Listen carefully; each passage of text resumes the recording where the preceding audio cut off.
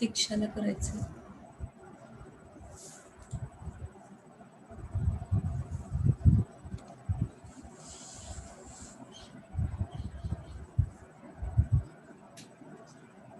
Good morning to all. Good morning ma'am. Good morning ma'am. Okay बेटा, आज तो बहुत बढ़िया, आज हरियाली दिखाई दे रही है हमें तो. हरियाली से मतलब क्लियर हो रहा है ना? जी मैम. हाँ. हम लोग समय सरगम उपन्यास के विवेचन पर चल रहे थे. कहाँ तक आए थे आपको थोड़ा सा यदि चले जाए फ्लैशबैक में तो कोई बता सकता है आप में से? बताते जाइएगा ताकि हम आगे बढ़ने में मदद कर पाए आपकी. याद कीजिए.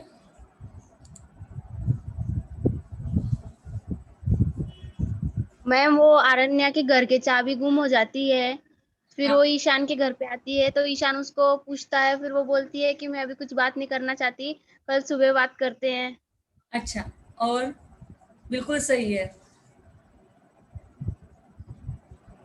फिर वो और बुजुर्ग रहते हैं, उनकी बेटी उनकी सेवा करती है.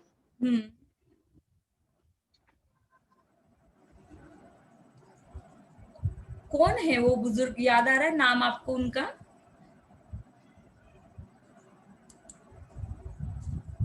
नाम याद आ रहा है आपको? नहीं मैम, नाम नहीं याद आ रहा. बिल्कुल सही, लेकिन आप वहां तक आए थे, यह अपने आप में आप जान गए. ईशान का दोस्त है किशोर, है ना? किशोर को मिलने के लिए अरण्या और ईशान दोनों जाते हैं. किशोर की उम्र हो गई है और उसका हाल ही में ऑपरेशन भी हुआ है. बेटी दामाद उसकी बहुत अच्छे से देखभाल कर रहे हैं. लेकिन किशोर को ऐसा लगता है कि मेरे प्रियजन मुझे मिलने के लिए नहीं बल्कि मुझे कंधे पर उठाकर ले जाने के लिए आ रहे हैं. और इस संसार का वो अंतिम दृश्य जिसे जीते जी अपनी आंखों से कोई नहीं देखता, वह किशोर को दिखाई दिया जाता है. अरण्या और ईशान दोनों हमेशा एक दूसरे के साथ साथ रहते हैं. रोजमर्रा की जिंदगी में छोटी छोटी हिदायतें अरण्या ईशान को देती रहती हैं. अब हिदायतों से तात्पर्य क्या है कि जैसे वास्तविकता यदि हम आपके सम्मुख बताए, वास्तविकता है ना, लेकिन बुरा लगता है पुरुष वर्ग को हमेशा कि यदि बता दिया जाए कि दरवाजा खुला मत छोड़ो, पराये लोगों पर विश्वास मत करो, तो बुरा लगता है उनको. लेकिन रियलिटी यही है कि वह हमेशा, मतलब हो सकता है कि एक आध दो उसमें से छूट जाए, लेकिन अधिकतर जो पुरुष होते हैं वो दरवाजा खुला छोड़ देते हैं, पराये लोगों पर विश्वास भी करते हैं. तो उसी हिसाब से हमारी अरण्या ईशान को हिदायतें दे रही है, दरवाजा खुला मत छोड़ो, पराये लोगों पर विश्वास मत करो, इस प्रकार की हिदायतें उसे देती है. और दोनों का वक्त मेल नहीं खाता. वक्त मेल नहीं खाता से तात्पर्य आप सभी लोगों से पता है कि अरण्या रात भर जाकर लेखन कार्य करती है और दिन में वह सोती रहती है. रात्रि के एकांत में अरण्या को लिखना बड़ा अच्छा लगता है.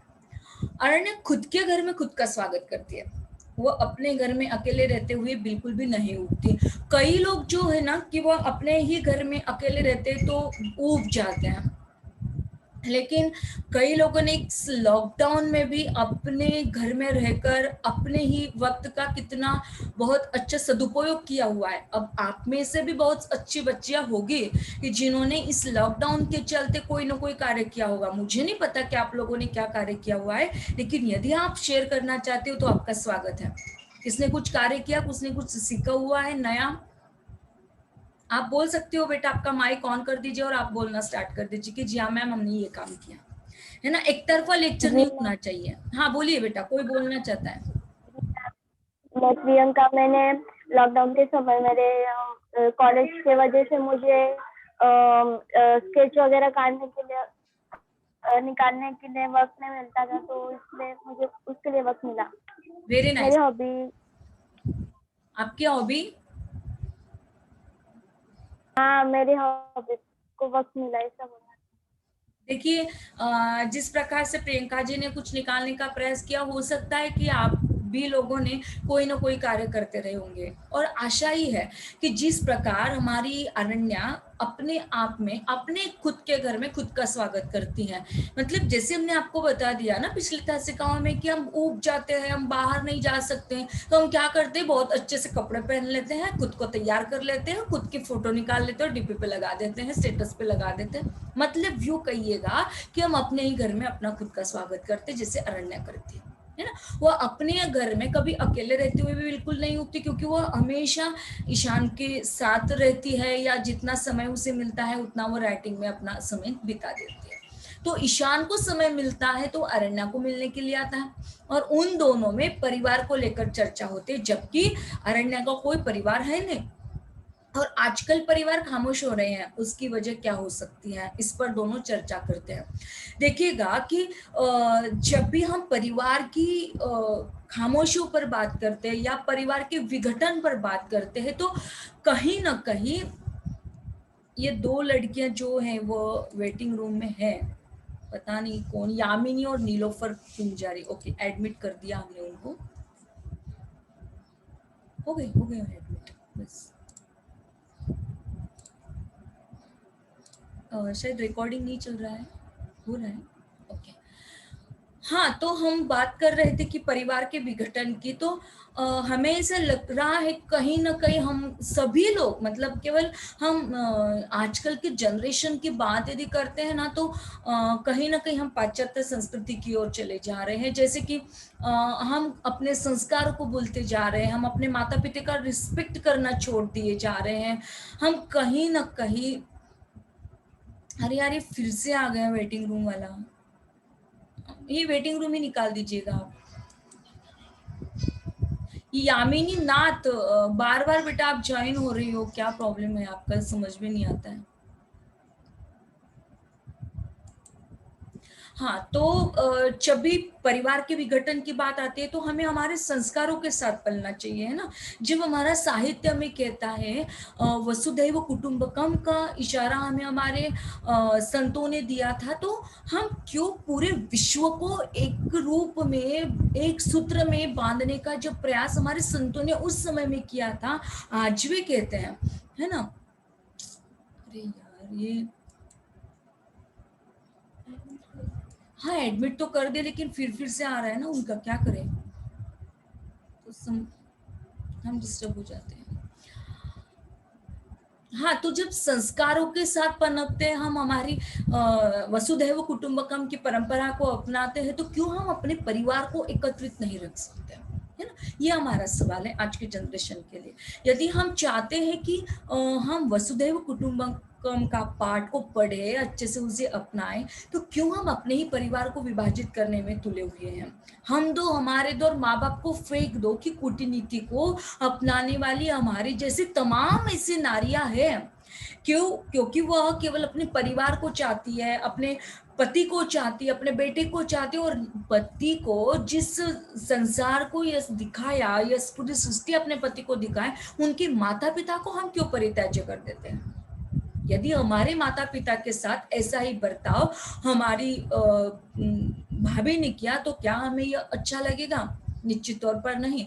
हम उस पर ऑब्जेक्शन उठा सकते हैं निश्चित तौर पर, लेकिन हम अपने घर में रहते हुए अपने परिवार वाले लोगों को क्यों ऐसा करते हैं, ये समझ में नहीं आता। तो ये जो समस्याओं के साथ आज की जनरेशन, हम सभी लोग जो चल रहे हैं ना, तो हमें किसी न किसी रूप में इसे परित्याज्य करना नितांत आवश्यक होगा। लेकिन खास तौर पर यदि हम चलते हैं अपने यंग जनरेशन के प्रति, तो हमें हमारे संस्कारों के साथ उभरना चाहिए। वो संस्कार ऐसे होने चाहिए जो हमारे माता पिता ने हमारे साथ दी हुई है, हमारे माता पिता को उनके माता पिता ने दी हुई है, और जो वसुधैव कुटुंबकम का पाठ उन संतों ने उस समय में दिया था, तो आज भी हमें उसे अपनाना चाहिए। आता विश्वात्मके देवे येणे वाग्यज्ञ तोषा। जब ये सारी चीजें ज्ञानेश्वर जी ने उस समय में पसायदान में कहलवा दी, तो क्या आज हम लोगों का उत्तरदायित्व नहीं बनता है कि साहित्य केवल लिखने के लिए, लेखन सृजन के लिए बना हुआ है, या केवल पढ़ने पढ़ाने के लिए बना गया है? तो नहीं दोस्तों, इस साहित्य को परिमार्जित करने के पीछे कहीं ना कहीं उन साहित्यकारों का एक परिमार्जन था, एक प्रयोजन था, और वह प्रयोजन था कि हमें आपसी रूप में एक सूत्रता में एक दूसरे को बांधना आना चाहिए। परिवार की एक सूत्रता खास तौर पर हम यूं कहें कि नारी पर डिपेंड करती है। एक नारी परिवार को जोड़ भी सकती और वही नारी परिवार को तोड़ भी सकती, विभाजित भी कर सकती है। अब यह सब हम यदि आपको बता रहे तो इसका कहीं ना कहीं तादाद में आप आपके आम जीवन में भी ले लीजिएगा कि जब हम लोग समाज में परिवर्तन करते हैं, समाज में जब हम लोग रहते हैं ना, तो समाज की उन यथार्थता से वाकिफ हो जाते हैं। अब ईशान का और अरण्या का जो चर्चा उन दोनों में चल रही है तो परिवार को लेकर चल रही है, और आजकल हमारी जो परिवार है वो खामोश हो रहे हैं, और उसकी वजह क्या हो सकती है इस पर दोनों चर्चा कर रहे हैं। अरण्या परिवार की नजदीकियों से देख रही है ना, मतलब हर एक परिवार को जो नजदीकियां होती है ना उस नजदीकियों से देखते हैं, क्योंकि आज परिवारों में दूरियां बढ़ रही है, क्योंकि सास भी कभी बहू थी, या जब सीरियल चल रहा तो बड़े चाव से देखते हैं और फिर क्या करने लगते हैं, चाहे वो सास हो चाहे वो बहू हो, फिर वह अपने परिवार में, हाँ जब वो सास भी कभी बहू थी या इस प्रकार की धारावाहिकों का जब प्रचलन चलता है तो उस प्रकार भूमिकाओं को अदा करने वाली उन नारियों के प्रति हमारी जिज्ञासा बढ़ जाती, हमारी सहानुभूति बढ़ जाती कि यार ये क्या हो रहा है उस बहू के साथ, ऐसा नहीं होना चाहिए, है ना। लेकिन जब ये सब चलता है उस सीरियल में तो हमारे दिल को दर्द होता है, ठेस पहुंचे, लेकिन घर में होने वाली बहू के साथ हमारा बर्ताव कैसे होता है, घर में रहने वाली बहू अपने सास एवं ससुर के साथ बर्ताव कैसे करती है, जरा गौर से सुनिएगा, देखिएगा। तो क्या यह जब धारावाहिक उस प्रोड्यूसर ने बनाई है तो क्या उसमें नितांत अंतर हम लोगों को नहीं दिखाई देता? क्या उन धारावाहिकों के माध्यम से हम अपने परिवार के लोगों को तोड़ने का प्रयास कर रहे हैं, परिवार के विभाजित हो रहे? निश्चित ही तौर पर दोस्तों परिवार विघटित हो रहे हैं, और आज के परिवार की हम यदि बात करें तो निश्चित ही तौर पर हमारे परिवार की दूरियां बढ़ रही हैं। अब देखिए मैम स्क्रीन पर नहीं आहे ना, जागृती पाटील ते मॅम असे. हाँ ठीक है, रीनेम के चक्कर में मत करिए, बस शुरू कर दीजिए।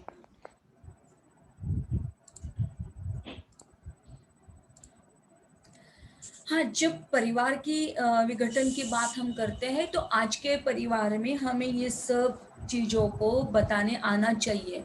परिवार के एकत्रित रूप में रहने के लिए, एकत्रित समन्वय रूप में बढ़ने के लिए हम सभी लोगों को कहीं ना कहीं प्रयास करना चाहिए। यदि हमारा परिवार टूट रहा है तो किस कारण से टूट रहा है, पहले उन नज़दीकियों से हमें देखना चाहिए, है ना। हमें उसका अभ्यास करना चाहिए, हमें उसकी स्टडी करनी चाहिए कि क्यों हमारा परिवार टूट रहा है, किस कारण से टूट रहा है, कौन कौन से रीज़न उसके लिए है। फिर धीरे धीरे हमें उस रीज़न पर चले जाना है, और फिर जाकर हमें हमारे परिवार की दूरियों को देखना है, और उन दूरियों को केवल देखना नहीं है मेरे प्यारे सहेलियों, तो उन दूरियों को हमें पूरी तरीके से बर्खास्त कर देना है और परिवार को जॉइंट रूप में करने का प्रयास करना है। अब देखिएगा कि जब अरण्या और ईशान यह दोनों अपने परिवार के बारे में चर्चा कर रहे हैं, दूसरे लोगों के परिवार की नजदीकियों को वो देखते हैं, तो निश्चित ही तौर पर आज के परिवार में होने वाली दूरियों को वो देखते हैं। और दूरी क्यों बढ़ रही है, तो अरण्या कहती है देखिएगा कि परिवार में दूरी होने के रीजन क्या है। परीक्षा में बच्चे के नंबर कम आए। अब देखिएगा कि पहला रीजन क्या आ गया कि बच्चे के नंबर कम आए, बेटे को मनचाही स्कूल में दाखिला नहीं मिला, कंपटीशन में बच्चा पिछड़ गया आदि। हर कोई अपने परिवार के बारे में सोचने लगता है। अब देखिएगा कि यदि हम अपने बेटे को या अपनी बेटी को, हमने बता दिया ना, इसके पूर्व ही बता दिया, हमने 10 बार बता दिया, आज फिर से बताने की समय आ गया है ऐसा कि हम दो हमारे दो और माँ बाप को फेंक दो वाली कूटनीति को जब हम लोग अपनाते हैं तो निश्चित ही तौर पर हमारे बच्चों पर वह संस्कार नहीं आते हैं जो आने चाहिए, है ना। जब दादा दादी जी के पास में बच्चे रहते या नाना नानी जी के पास में बच्चे रहते हैं ना, तो यकीन कीजिएगा कि हमारे बच्चों पर वह संस्कार आते ही हैं और आने ही चाहिए, क्योंकि वह उन बच्चों को यह कार्य करना चाहिए, वो बच्चे को कार्य नहीं करना चाहिए। इसकी पूरी देखभाल वो नानी करती है, नाना जी की रोक टोक में वो बच्चा रहता है। तो भले ही आज के मम्मी पापा को नाना नानी की या दादा दादी की वो रोक टोक अच्छी न लगे, लेकिन आपके बच्चों को यदि संस्कारों में डालना है, उन्हें बहुत अच्छा उत्कृष्ट पर्सनालिटी के साथ उनकी डायनेमिक पर्सनालिटी बनानी है, तो निश्चित है मेरे प्यारे दोस्तों कि हमारे बच्चों को वह संस्कार आने चाहिए। और चूंकि वह संस्कार किसी किताबों से नहीं मिलते, वो आते एक्सपीरियंस से, और जो एक्सपीरियंस हम लोगों का नहीं है, बल्कि हम यूं कहेंगे कि हमसे दुगना एक्सपीरियंस हमारे मम्मी पापा ने लिया है, हमारे दादा दादी ने लिया, हमारे नाना नानी ने लिया हुआ है, और वही हमारे सास ससुर ने लिया हुआ है। तो क्यों करके हम इस प्रकार का बर्ताव करते हैं। तो देखिएगा कि बच्चे के नंबर्स कम मिलने का रीजन कितना क्लियर है, क्योंकि आजकल की मम्मी को इस एंड्रॉइड मोबाइल से तो छुटकारा होता नहीं। जब बच्चे स्टडी करते हैं ना, तो बच्चे स्टडी करते समय हम लोग अपने व्हाट्सएप पे, चैटिंग पे या गूगल पे, न जाने फेसबुक पे लगे रहते हैं। बच्चा बेचारा स्टडी कर रहे हैं और हम उनको क्या हिदायत देते, चलो पढ़ो अच्छे से। बच्चा कैसे पढ़ेगा? हमें उन बच्चों के साथ समय देना आना चाहिए, है ना। और जब बच्चे को हम अपना समय दे पाते हैं, हम समय नहीं दे पाते, तो हमारे घर में रहने वाले हमारे दादा दादी होंगे, सास ससुर होंगे, तो कम से कम उनकी निगरानी में बैठते हैं, बिठाते बच्चों को, तो बिल्कुल पूरी निगरानी के साथ जितना ऑब्जर्वेशन एक अच्छा टीचर कर सकता है, उतना ही ऑब्जर्वेशन हमारे परिवार में रहने वाले हमारे दादा दादी कर सकते हैं, नाना नानी कर सकते हैं, सास ससुर कर सकते हैं बेटा। और यही तो बात है, इसी चर्चा पर, इसी बातों पर चर्चा करने के लिए जुट जाते हैं आज हमारे ईशान और हमारी अरण्या। और जब अच्छे नंबर नहीं मिलते हैं, तो अच्छा स्कूल में दाखिला नहीं मिलता है। देखिएगा नंबर्स पर ही स्कूल का जो एंट्री है ना, एंट्री एग्जाम लेते हैं। शायद हमारे जलगांव में या भुसावल में नहीं होता होगा, लेकिन हर किसी अच्छे स्कूल में यदि हम लोग चले जाते हैं ना, तो उन स्कूलों में सबसे पहले आपके एंट्री एग्जाम लेते हैं। और यदि आपके एग्जाम में आप सक्सेस हुए, आपका रिजल्ट यदि बहुत अच्छा मिला, तो ही आपकी एंट्री होगी। तो बच्चा अच्छे से पढ़ाई नहीं कर पा रहा है, उससे नंबर्स कम मिल रहे हैं, उसका दाखिला नहीं दे पा रहे हैं, और फिर कंपटीशन में बच्चा चला जाता है, पिछड़ जाता है। और इस प्रकार की कई ऐसे तमाम रीजन है दोस्तों, कि उन रीजनों के कारण आज का जो हमारा परिवार है, वो आज का हमारा परिवार सोचने के लिए मजबूर हो जाता है। क्या मजबूर हो जाता है कि वह हमारे परिवार के लोग हैं, बिछुड़ते चले जा रहे हैं। आज मासूमियत की जगह पर आज हम कहें कि हैवानियत छा गई है। आज माँ बाप को अपना इकलौता बेटा जो उनका सहारा बनने के लिए लोलुप होना चाहिए, वही आज माता पिता को कोस रहा है, तुम्हारी वजह से हुआ नहीं। तो ये जो सोच हमारे पता नहीं इस क्लाइमेट ने डाल दे, तो हमारे इस सोच को हमें बदलना पड़ेगा, और सोच के साथ हमें आत्मसात करना पड़ेगा, हमारे पूर्वजों के संस्कारों को अपनाने पड़ेगा, उनके विचारों को अपनाना पड़ेगा। और जब तक हम उनके साथ तादाद में स्थापित नहीं करते, उनके विचारों के साथ तादाद में स्थापित नहीं करते, तब तक हम वसुधैव कुटुंबकम के पाठ जो हमारे ज्ञानेश्वर जी ने उस समय में पसायदान में लिखकर छोड़ दिए थे, हमारे संतों ने बताया था, पुराणों में बताया गया था, तो वह सारी की सारी बातें केवल किताबों पर ही लिखित स्वर में ही प्राप्त होगी। तो दोस्तों, इस उपन्यास के जरिए क्यों ना हो, हमें बदलना होगा, हमारी सोच को बदलना होगा, हमारे विचारों को बदलना पड़ेगा। और अंत में जब हमें परिवर्तन होगा, हमारे परिवार में परिवर्तन होगा, हमारे परिवेश में परिवर्तन होगा, हमारे नगर में परिवर्तन होगा, हमारे देश में परिवर्तन होगा, और निश्चित तौर पर वही परिवर्तन हमारे विश्व में होने के लिए देर न लगेगी। तो इसके लिए सबसे पहले प्रयास हमें खुद में करना होगा। जब हम स्वयं बदलेंगे, तो जमाना बदलेगा। बेटा हो या बेटी, बेटा हो या बेटी, परिवार के हर सदस्य को इच्छा और अनिच्छा, उदासी और उल्लास को मन चाहे रूप से रूपांतरित करने का पूरा अधिकार है। अब तक की जो सोच थी कि बेटा ही हमारा उत्तरदायित्व निभा सकता है, तो मानते हुए चलिएगा कि बेटी कम नहीं है, फूल नहीं चिंगारी है, हम भारत की नारी है। यह साबित करने वाली आजकल की हम बेटियां हमारी इच्छा के साथ, हमारे उल्लास के साथ हम अपने आप को रूपांतरित करने का प्रयास कर रही है, क्योंकि आज हमें यह अधिकार है। कल के जो हमारी बेटी थी, चूंकि निर्मला, इस उपन्यास की कथा वस्तु को यदि हम लोग देखते हैं, तो देखिएगा बेटा, उस समय की जो निर्मला थी, निर्मला को 45 साल के बूढ़े व्यक्ति के साथ चुपचाप शादी करनी पड़ी। जब उसकी माता उसे कहने का प्रयास करती है कि तुम्हें इस व्यक्ति के साथ शादी करनी है, तो वो बिना कुछ कहे, अपनी अनिच्छा से ही क्यों ना हो, उदासी के साथ ही क्यों ना हो, वो चुपचाप शादी करती है। आज यदि आप में से आज 8-10 लड़कियां जुड़ी हुई है, आपसे यदि मैं सवाल करती हूँ कि क्या आप 45 साल के बूढ़े व्यक्ति के साथ, जिसे आप अभी तक पिता का स्थान दे रहे थे, ऐसे व्यक्ति के साथ यदि आपकी शादी तय कर दी जाए, तो क्या आप ऐसे व्यक्ति को एक्सेप्ट करोगे? Do you accept this person? No ma'am. No ma'am. No ma'am. नहीं, कर नहीं सकते। आप क्या, हम नहीं कर सकते, क्योंकि एक यदि टूटा फूटा खंडर है और दूसरा यदि रत्न जड़ित महल है, तो उस रत्न जड़ित महल को पूरा अधिकार है, उस रत्न जड़ित महल को यह अधिकार है कि उस टूटे फूटे खंडर को वो कदापि अपनी लाइफ में इंटरफेयर करने नहीं देगा।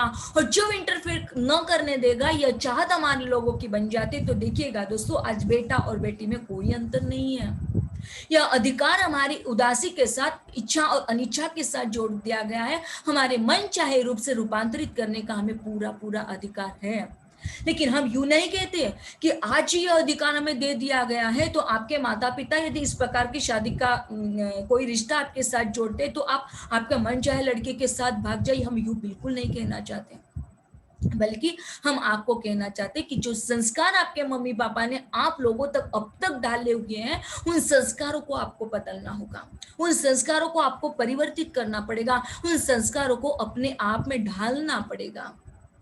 नहीं तो हमारे माता पिता कहते कि बेटा आपका लेक्चर है, बस 45 मिनट की तासिका हो जाती है, आपका गैप लेक्चर, फिर भी आप अपने मोबाइल में बिजी रहते हैं। उनको बताया जाता है कि नहीं पापा हमारा लेक्चर है और आप हैं क्या, आप आपके व्हाट्सएप के ग्रुप पर चैटिंग कर रहे हैं। दिस इज नॉट फेयर बेटा, ये अपने आप को फंसा रहे हो, आप आपके माता पिता को फंसा रहे हो। यदि हम आपको कहना चाहेंगे कि उदासी उल्लास को मन चाहे रूप से रूपांतरित करने का आपको पूरा पूरा अधिकार है, तो निश्चित ही तौर पर हम आपको यही बात बताने के लिए अधिकार की वाणी के साथ बता रहे दोस्तों कि आपको आपके मम्मी पापा के संस्कारों को अपनाना है। और जब तक हम उनके संस्कारों को अपनाएंगे नहीं, हम जब तक उनके संस्कारों को अपने धमनियों में बहने वाले उन खून के साथ अपनाएंगे नहीं, तब तक दिए गए वह जो संस्कार है, मुझे लगता है कि अधूरे हैं। और देखिएगा कि जब हम अपने आप में कोई भी हो, अपनी जिंदगी का कोई भी फैसला हो दोस्तों, उस जिंदगी के लिए गए हर फैसले को आप अपने परिवार के साथ शेयर करना मत भूलिएगा। कई लड़कियां ऐसे होती है, कई बेटे ऐसे होते, कई बेटियां ऐसी होती है, तमाम ऐसे लोगों को हम देख चुके हैं कि वो अपने परिवार में जब भी घर से बाहर जाते हैं तो अपने ही परिवार के लोगों से वफा ही करते हैं, बात नहीं कर पाते हैं। पापा की एंट्री घर में होती है तो बेटा बाहर चला जाता है, बेटा घर में होता है तो पापा बाहर चले जाते हैं। This is not fair. बेटा और बेटी को यदि एक ही मानने का अधिकार हमें इस समाज ने दिया है, तो इस समाज का पूरा उत्तरदायित्व होता है दोस्तों कि हम समाज की नींव को पहचानें, समाज के उस अधिकार को हम भी पहचानें, और समाज को परिवर्तित करने की जो आकांक्षा समाज ने हमसे रखी हुई है, उसे हम खरे उतरे। नहीं तो क्या होता है, बस हम घर से बाहर निकल जाते हैं, कोई मिल जाता है रास्ते में, हम उनके साथ भाग जाते हैं। होता है ऐसे कई एग्जाम्पल हमने इसी लॉकडाउन के दौरान देखे हैं। कहने में मुझे बिल्कुल परेशानी न होगी, घर के पास में पड़ोस में ही रहने वाले उस लड़के के साथ वह लड़की भाग जाती है, बहुत अच्छा खानदान है उस लड़की का, लेकिन वह लड़की यह तय नहीं कर पाती कि मेरे चले जाने के पश्चात इकलौती मैं यदि औलाद हूं तो मेरे माता पिता को कितनी बदनामी सहनी होगी, किसे वो प्रॉपर्टी का शेयरिंग करेगा, किसके साथ वो हमारी प्रॉपर्टी शेयर की जाएगी, विरासत का अधिकारी होगा तो कौन होगा। आखिरकार हम ये भी नहीं जानते उस माता पर क्या बीती होगी जिसने 9 माह तक हमें उस गर्भ में पाला है, कितनी यातनाओं के साथ हमें बाहर निकाला, और कितने पापा ने पापड़ बेले तब जाके हमें इतनी बड़ी पढ़ाई करने के लिए लोड़ हुए। लेकिन दोस्तों, इसी इच्छा अनिच्छा उदासी उल्लास को मन चाहे रूप से रूपांतरित करने का जो अधिकार स्वतंत्रता का हमें पूरे समाज में दिया हुआ है, तो ध्यान में रखिएगा कि कहीं ये स्वतंत्रता स्वैराचार न बन जाए। हमें इस उपन्यास के जरिए केवल उस स्वतंत्रता को प्राप्त करना है, स्वैराचार को प्राप्त नहीं करना है दोस्तों। क्योंकि इसीलिए शायद हमारे संपादक मंडल ने इतना सुंदर उपन्यास आप लोगों के लिए रखा गया है, क्योंकि यह एज ऐसा होता है कि कहीं न कहीं हम पथ प्रदर्शन के रूप में ही क्यों न हो, हम दूसरे किसी रास्ते पर जा सकते हैं दोस्तों। और इसीलिए तो शायद आपने जब FY BA में ये कहानी देखी होगी, कहानी सरहद के इस पार, और उस कहानी का जो नायक है वो रेहान, चूंकि वो किसी दूसरे से प्यार करता है और जब प्यार को अपनाता नहीं तो उसकी हालत कैसी हो जाती है, यह भी आप लोगों ने देखा होगा।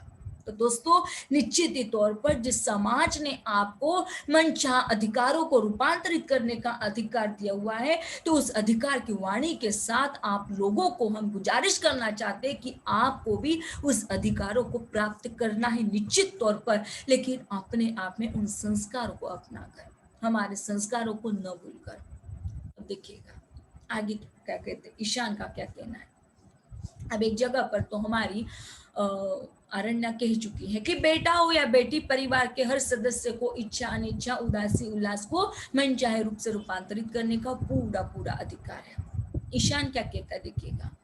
ईशान कहता है कि हमें यह कदापि नहीं भूलना है कि परिवार की सुरक्षा का एक नीड है और एक दूसरे का सहारा देने वाली एक घनी छाव भी है।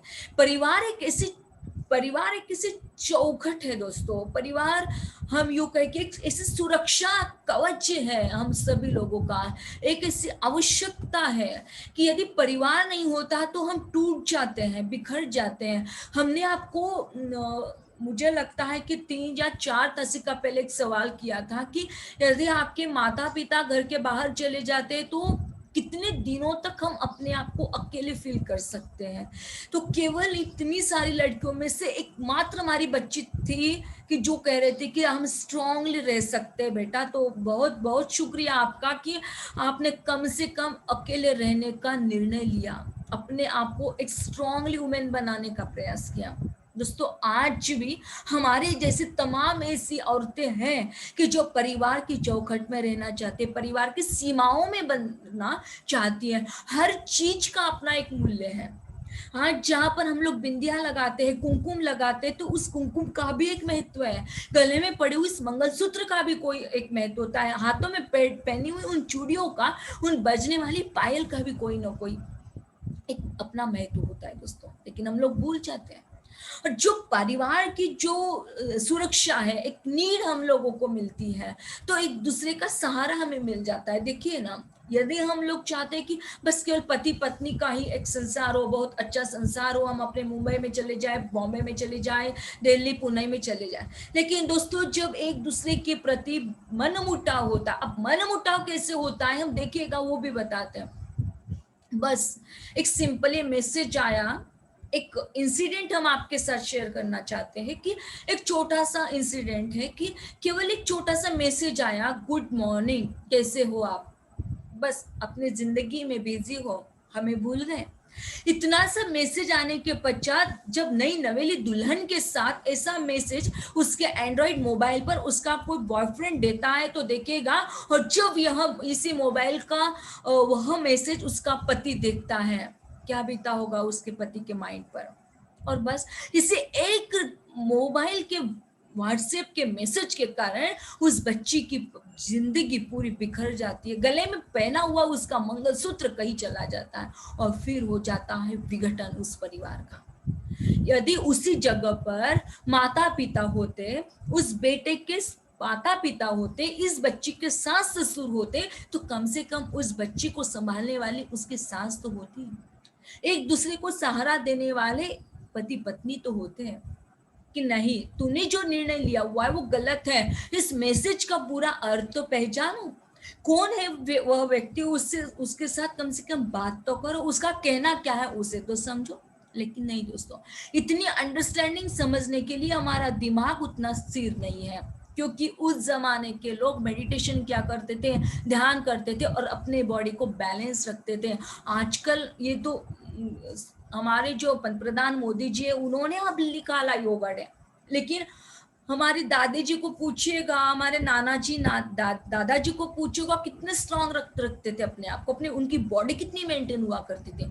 आज भी हमारी दादी उनकी क्लास में बच्चे कितने परेशान किया करते थे, मैं कितना परेशान करती थी, ये सब चीजें वो बता देते। क्यों बता पाते हैं? क्योंकि उन्होंने जो संस्कार उनमें डाले गए, उनकी जो प्रविधियां थी, दिन की दिनचर्या थी, वो बड़े अलग ढंग की थी, हमारे अलग ढंग की। उनकी जो स्टार्टिंग होती थी दिन की, वह ईश स्तवन से होती है, और हमारी ब्रेड, चाय और मोबाइल के साथ होती है। मैं राइट? यही होता है। तो देखिएगा कि जब हम अपनी संस्कारों के साथ चलते हैं तो परिवार को एक सूत्रता में बांधते रखिएगा। कभी भी अपनी यदि जॉइंट फैमिली है तो जॉइंट फैमिली को स्वीकार करते चले जाइएगा। हम दो हमारे दो की कूटनीति को हम सभी युवतियों को परित्याज्य करना पड़ेगा और पूरी जॉइंट फैमिली को आत्मसात करना पड़ेगा। अब देखिएगा, हाँ, यहाँ तक समझ में आया बेटा? Yes ma'am. Yes ma'am. Okay, Yes, आगे ma'am. बढ़े। आपकी आज्ञा हो तो हम आगे बढ़े। हाँ ma'am. Yes, ma'am. Yes ma'am. Okay, तो ईशान कहता है कि हमें यह कदापि नहीं भूलना है कि परिवार ही सुरक्षा का एक नीड है और एक दूसरे को सहारा देने वाली एक घनी छाव भी। एक ऐसी घनी छाव मिल जाती है ना, एक हम कह के कैसा हम सभी लोगों को सहारा मिल जाता है कि जब भी हम पर कोई संकट मंडराता है तो उस समय में हमें सहारा देने वाले हमारे माता पिता होते हैं, सास ससुर होते हैं। तो जितना यकीन हमें हमारे माता पिता पर होता है उतना यकीन हमें हमारे सास ससुर पर भी करना चाहिए। परिवार के चौखट में जो पनपता है, ध्यान में रखिएगा, परिवार के चौखट में जो पनपता है, उभरता है, वह सामंजस्य मानवीय संबंधों के लिए अत्यंत जरूरी है। कितनी प्यारी बात यहाँ पर हमें कृष्णा सोप्ते जी के द्वारा मिलती है कि परिवार के चौखट में अपनाना है। परिवार की चौखट कैसे? चौखट को याद आती है, सीता मैया को याद आ जाती है कि सीता मैया को लखन जी ने एक चौखट डाली थी, एक सीमा डाली थी कि उसी सीमा के आगे मत निकलिएगा। याद आ रहा होगा आपको रामायण की वह, यदि आपने कड़िया देखी होगी। Yes, ma'am. किस प्रकार से लक्ष्मण जी ने सीता जी को वो सीमाएं डाल दी थी कि सीमा के आगे आपको नहीं आना है। लेकिन क्या किया? परिवार की उस सीमाओं को जब सीता जी ने परित्याज्य कर दिया तो रामायण घटित हो गया। क्लियर हो रहा है? तो परिवार की उस चौखट में जो पनपता है, जो उभरता है, वो सामंजस्य मानवीय संबंधों के लिए अत्यंत जरूरी है। क्या हम लोगों का सामंजस्य आज हमारा जीवित रखा है? नहीं, कहीं पर भी नहीं। यदि हमारे बीच का सामंजस्य जीवित रख पाते दोस्तों तो एक छोटा से मोबाइल पर आए हुए मैसेज के माध्यम से परिवार विघटित नहीं होता। लेकिन परिवार विघटित होते जा रहे हैं। आज हमारे परिवार में हमारे बुजुर्गों को, हमारे माता पिता को, बुजुर्गों की बात जाने दीजिएगा, नाना नानी दादा दादी की बात जाने दीजिएगा दोस्तों, लेकिन आज हम यूं कहेंगे कि हम हमारे माता पिता के साथ भी हमारा बर्ताव वैसा ही होता है। जोर से बात कर देते हैं, हम हमारे दिल में आता है वो बोल देते। और बेटा, यदि आप लोगों का उत्तरदायित्व ऐसा होता है, हाथ जोड़ के हम आपसे विनती करते हैं आपके माता पिता की ओर से कि कृपया आप उनके दिल को ठेस मत पहुंचाइए, क्योंकि आज की हर नारी जो है उन पीड़ाओं के साथ चल रही है और हमारा उत्तरदायित्व यह है कि हम उनको अपनाएं। हमारे भारतीय संस्कार यदि आत्मा की बात करता है तो ईशान दर्शन शास्त्र को मानने वाला इंसान है, तो हमें उस दर्शन शास्त्र को अपनाना होगा। हमें अपने परिवार की चौखट को आत्मसात करना होगा। हमें अपने सामंजस्य मानवीय संबंधों को प्राप्त करना होगा और तभी जाकर हम अपने भारतीय संस्कारों को अपना पाएंगे। और दोस्तों, यदि हमारा भारतीय संस्कार आत्मा की बात, आत्मा यानी प्रेत नहीं, ध्यान में रखिएगा, आत्मा परमात्मा के लोक में हम ले जाना चाहते हैं। आपको क्लियर हो रहा है? आपको यहाँ तक समझ में आया? हाँ मैम। Yes ma'am.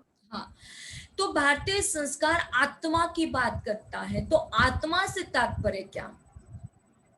आत्मा से तात्पर्य जो अपने हार्ट में होता है वो आत्मा। आत्मा परमात्मा से जब मिल जाता है, आत्मा शक्ति के साथ मिल जाता है, ब्रह्म शक्ति के साथ मिल जाता है, तो हमें परमानंद की प्राप्ति होती है। परमानंद माने क्या? तो जैसे दर्शन शास्त्र की बात ईशान यहाँ पर कर रहा है, तो ईशान का कहने का तात्पर्य बिल्कुल क्लीन एंड क्लियर है दोस्तों, कि संस्कार आत्मसात किए जाते हैं, आत्मा के साथ आत्मसात किए जाते हैं। और जब व्यक्ति संस्कारों को आत्मसात करता है, दर्शन शास्त्र को आत्मसात करता है, निश्चित ही तौर पर आदि शंकराचार्य जी ने वो बातें उस समय में कही थी, सलीलम सलीलम, माने क्या कि जब ब्रह्म की प्राप्ति हमें हो जाती है तो हमें हमारे उंगलियों के चौरों पर ठंडी ठंडी लहरियों को हम लोग फील कर पाते हैं। तो जब वो व्यक्ति ठंडी ठंडी लहरियों को आत्मसात करता है, जब वो सेल्फ रियलाइजेशन को प्राप्त करता है, जब वो व्यक्ति आत्म साक्षात्कार को प्राप्त करता है, तो वह व्यक्ति उस ब्रह्म को प्राप्त करने की शक्ति को अपने भीतर आत्मसात करता हुआ प्राप्त करता है, जिसे हम रेसिडुअल एनर्जी कहते हैं, जिसे हम कुंडलिनी शक्ति कहते हैं, और उसे ईशान दर्शन शास्त्र को मानने वाला इंसान है।